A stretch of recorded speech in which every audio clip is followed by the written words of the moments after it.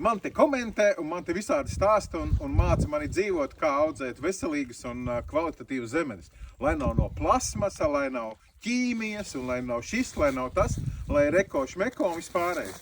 Nu, tad pāris lietas, kas ir man 3 gadus eksperimentēt ar šīm lietām un ko es esmu sapratis un ko es varu pierādīt. Tātad zemenes aug gan zemē, gan dobē, gan podā, gan substrātā, kūdras maisījumā, uz balkona un arī gan jau kā kosmosā.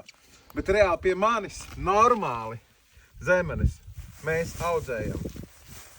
Jā, maisā, kūdras substrātā, viņš ir speciāls kūdras substrāts, kur ir pH 5,5, šeit ir rupjā kūdra un perlits, kas saglabā mitrumu un palīdz saglabāt augsnes struktūru.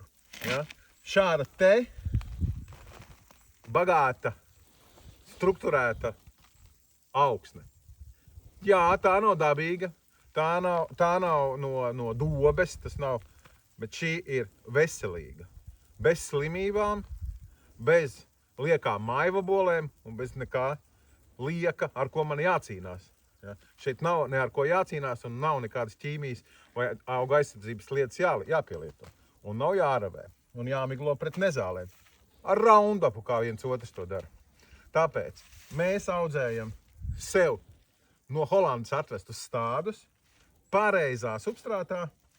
Šie stádi ir stādīti rudenī, ja? Un ļoti jaudīgi, ļoti spēcīgi. Šeit mēs stādīsim pavasarī. Un tad es varēšu redzēt, kādi ir rezultāti rudenī stādītiem stādiem un pavasarī stādītiem stādiem. Šeit būs abās rindās, būs agrā šķirna flēra, un es par rezultātiem jums ziņošu. Pāri šeit būs, jā, konstrukcija veca, bet šeit būs pāri, būs loks, un pāri būs tunelis, plēvis, cepure.